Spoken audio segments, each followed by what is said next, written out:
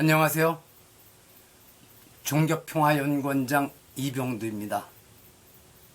오늘이 7월 13일 일요일입니다. 이틀 전인 7월 11일 금요일이었죠. 경기도 여주와 삼북면과 광주시 그쪽이 퇴천면일 텐데 퇴천면과 경계에 있는 앵자봉 거의 산 꼭대기에 가깝죠. 그곳에 있는 주어사 토만나무 있습니다. 거기서 가졌던 행사에서 제가 주어사 스님들의 용기와 자비심에 대해서 짧게 얘기할 기회가 있었습니다. 그때 했던 얘기를 다시 차분하게 말씀드려 보겠습니다. 2012년 여름 어느 날 제가 주어사에 처음 가봤습니다. 당시 문화체육관광부의 종교 업무를 담당하는 종무실 종무관으로 근무하고 있었는데 그때 장관이 여주와 양평, 당시에는 가평도 포함됐습니다. 그 지역구 출신 정병국 의원이었습니다. 천주교도인 양평의 어느 유지가 장관에게, 장관도 천주교인입니다. 주어사를 천주교 성지로 조성해달라는 이야기를 했던지 이 문제를 알아보라고 했다고 하지만 실은 지시이기도 하죠. 제가 천주교 담당 종무관과 함께 여름에 땀을 흘리며 현장을 돌아보고 여주 시장실에 들려서 당시 시장이 중학교 친구였는데 시장에게 이것은 천주교 성지가 아니라 불교가 자비심과 용기로 천주교 사람들을 포용했던 곳으로 복원하면 세계적인 종교 화합의 상징이자 성지가 될 것이고 그러면 국내뿐 아니라 세계 여러 나라에서 순례객들이 찾아오는 명소가 될 것이라고 이야기해 주기도 했습니다. 어쨌든 더 이상 당시 정병국 장관이 이곳을 어떻게 하라는 지시는 없었습니다.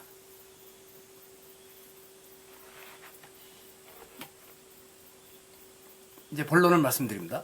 일반적으로 이 주어사터가 조선시대 최초로 천주교 공부를 하던 천주교 강학회 장소라고 알려져 있고 이런 내용을 근거로 천주교에서 성지 조성에 나서고 있었지만 실제 주어사에서 천주교학 공부가 이루어졌다는 당시 기록은 찾을 수 없고 후대에 그런 사람들이 거기에 모였었으면 천주교학 공부를 하지 않았겠냐 이러면서 추정을 한 것이 통설로 되고 일부에서는 정설로 굳혀가고 있었습니다.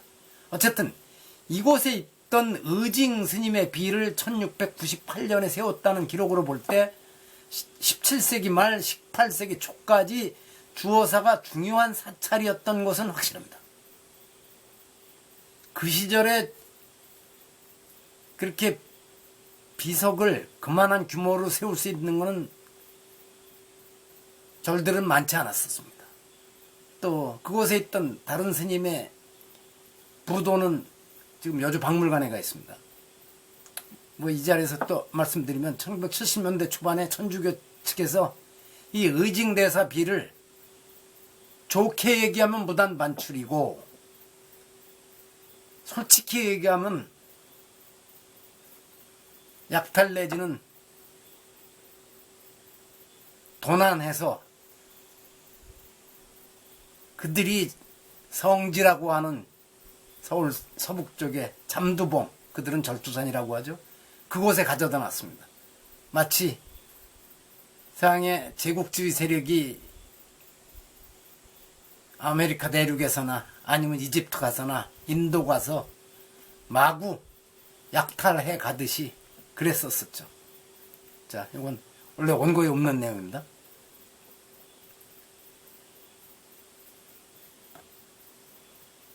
따라서 천주교 측의 추정과 일반 상식으로 굳어져 가고 있던 대로 주어사가 최초의 천주교 강학지였다면 그 정도로 번창했던 주어사가 갑자기 폐사에 이르게 된 배경에 천주교도를 숨겨준 죄, 이 제가 괄호 물음표를 놓습니다. 당시에 정부 쪽에서 정하는 거니까.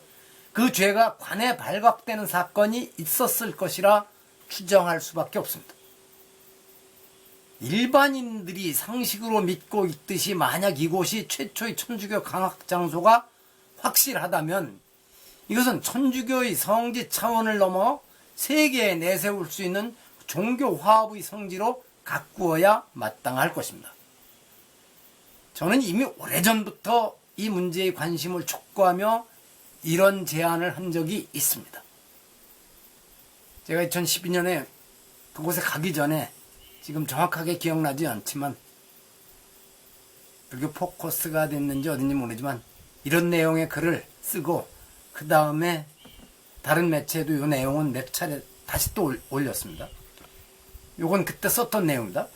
한국 천주교가 천지남 주어사와 관련된 역사적 사실을 인정하고 작은 비석이라도 세워서 당시 한국 불교계와 스님들이 죽음을 무릅쓰고 천주교도들을 숨겨주고 강학회를 열게 하였던 행위에 감사를 표할 필요가 있다.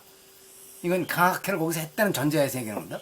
이 또한 현재 이 사회에 만연해 있는 종교 갈등 문제를 풀어나가는 열쇠가 될 것이고, 참고로 내가 생각하는 작은 비석의 문화는 다음과 같다. 이건 제가 그때 썼던 썰이라 이렇게 그 글이라 반말식으로 썼습니다. 한국 천주교가 박해받던 시절 죽음을 무릅쓰고 우리 선조 교도들을 숨겨주고 강학 장소를 제공해 주었던 천지남과 주호사 스님들, 한국 불교계의 용기 있는 행위에 감사드립니다. 여기까지가 여러 차례 썼던 글에 들어간 내용입니다. 아래는 이번 이야기를 위해서 제가 다시 생각한 겁니다. 주제에 맞추어서 자비가 없는 용기는 진정한 용기가 아니고 만용일 뿐입니다. 내가 뭐 할 거야 이러고 나대는 사람들 있죠. 과거 일제강점기에 항일운동에 나선 이들이나 독재정권 시절에 민주화운동에 나섰다가 쫓기는 학생들을 숨겨주거나 아니면 뻔히 항일운동가나 운동권 학생인지 알면서 모른 척하고 받아준 일, 혹 이 사실이 드러나면 자신이 엄청난 고통을 받을 것이 불보듯 뻔하게 예상되는데도 묵묵하게 했던 용기 있는 행동은 자비심이 없이 될 수 없는 일이었을 것입니다. 제 생각에 조선 후기 서학, 천주교도들에 대한 당시 조선 정부와 지배계층의 시각은 독재 정권 시절 운동권 학생들을 대하는 정권의 것보다 더 철저하고 무서웠을 것입니다. 왜냐? 조선이라는 나라가 서 있는 기반, 성리학의 기반이죠. 그 기반을 주춧돌 밑에서 무너뜨리는, 완전히 무너뜨리는 잘못된 이념이라고 당시 지배층에서 확신하고 있었기 때문입니다. 한국 천주교 측에서 주장하듯이 이곳 주호사가 최초의 천주교 강학지라고 해도, 그러면 강학을 하러 온 사람들을 받아주고 관청에 신고하지 않은 주호사 스님들의 용기야말로 자비심이 없이는 낼 수 없었을 것입니다. 용기는 자비심과 동의어입니다.